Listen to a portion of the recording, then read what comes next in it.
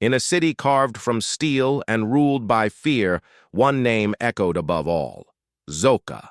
He was an untouchable tycoon, his empire a fortress of power.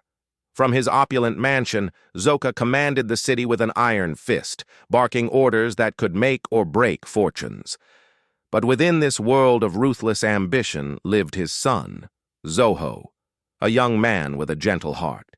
"Father, the workers need better wages. They're struggling," Zoho would plead, his voice a soft counterpoint to the harsh reality around him. Zoca would scoff, his anger a cold fire. "Weakness, Zoho. You coddle them and they'll bleed us dry. Power is control, not kindness." Zoho could only lower his head, his father's words a constant, disheartening echo. He saw the world through kinder eyes, a world his father refused to acknowledge. But the foundations of Zoca's empire were not as unshakable as they seemed. One fateful night, the fortress was breached. A black van screeched to a halt outside the mansion gates. Masked men, led by a cunning, scarred figure named John, stormed the property. The night air, once still and silent, was shattered by the sound of gunfire. Zoca, the unyielding titan, fought back with all his might, but was quickly overwhelmed. Amidst the chaos, Zoho's mother screamed, her voice lost in the violent symphony of the attack. From his room, Zoho listened, trembling as the sounds of struggle grew closer. The shouts, the gunfire. It was a nightmare unfolding in real time. With his world collapsing around him, he saw his only chance for survival.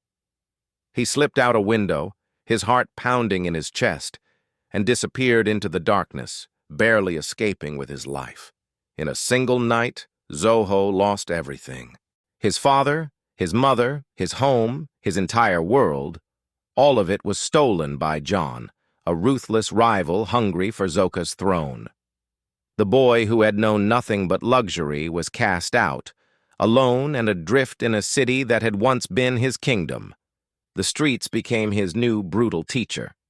Now ragged and gaunt, Zoho wandered the filthy alleys, a ghost of his former self. He begged for food, his pleas for help swallowed by the city's indifference. "Just a piece of bread, please," he'd whisper, his hand outstretched. But passers-by ignored him. A street vendor shoved him away, spitting on the ground where he stood. Zoho collapsed against a cold, unforgiving wall, starving and utterly broken. It was here, in the depths of despair, that the streets taught him their most brutal lesson. Kindness is a weakness you cannot afford.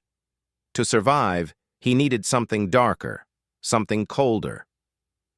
One evening, huddled in a grimy alley, Zoho watched as a gangster extorted a local shopkeeper. The glint of a knife, the fear in the shopkeeper's eyes, the quick exchange of cash, it was a raw display of power. And in that moment, something inside Zoho shifted. His eyes, once soft and compassionate, hardened. "This is the way," he whispered to himself, the words a chilling promise. Violence. Power.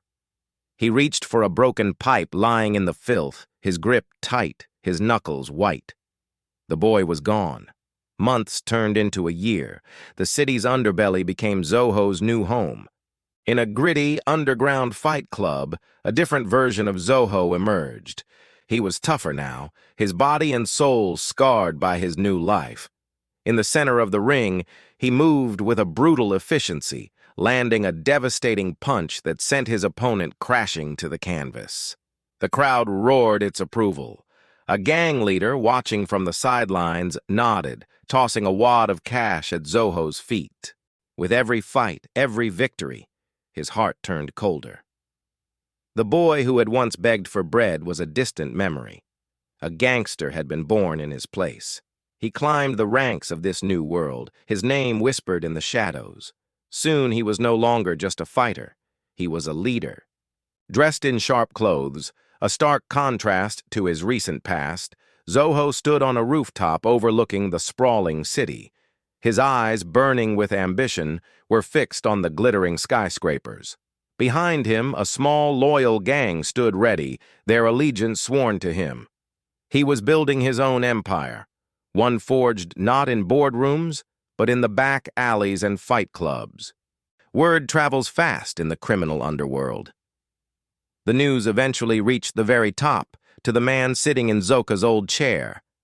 John, the architect of Zoho's downfall, learned that the boy he thought was gone was not only alive, but was making a name for himself. "Zoho's alive?" John roared, slamming his fist on the mahogany desk, the same desk where Zoca once sat. "That brat's building a crew? Find him. End him." But his henchman hesitated.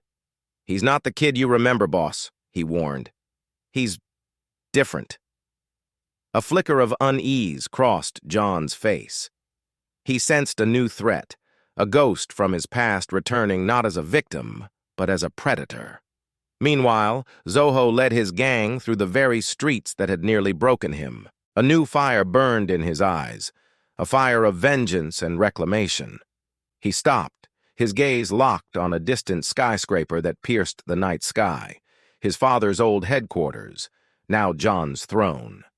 He turned to his men, his voice low and steady, filled with cold determination. "John took everything from me. Now I take it all back." The son of Zoca was no longer a victim hiding in the shadows. He was a new king rising, forged in the crucible of pain and loss, ready to claim his legacy. This was not the end of his story. This was only the beginning. Thank you so much for watching the first episode of the Zoca. If you're as excited as we are to see what happens next, make sure to hit that like button, subscribe, and ring the notification bell so you do not miss a single moment of Zoho's rise to power. We'll see you in the next episode.